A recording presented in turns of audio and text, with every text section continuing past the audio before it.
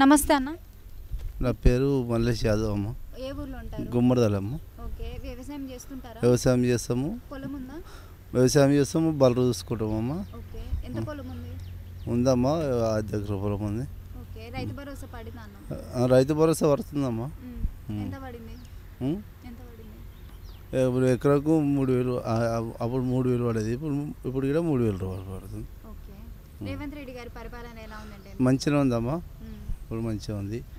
రేవంత్ రెడ్డి పరిపాలన మంచిగా ఉందమ్మా. ఓకే. మళ్ళీ కూడా ముఖ్యమంత్రిగా రేవంత్ రెడ్డి గారు ఉండాలంటారా?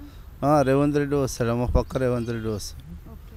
మళ్ళీ ఇది ఒకటి సన్న బియ్యం చేసి మంచిగా ఉంది. అది అవే తింటున్నామమ్మా. మా పంట బియ్యం పక్క పెట్టి రేవంత్ రెడ్డి అన్న సన్న అవే తింటున్నాం. అది ఫ్రీ కరెంట్ వస్తుందమ్మా మాకు.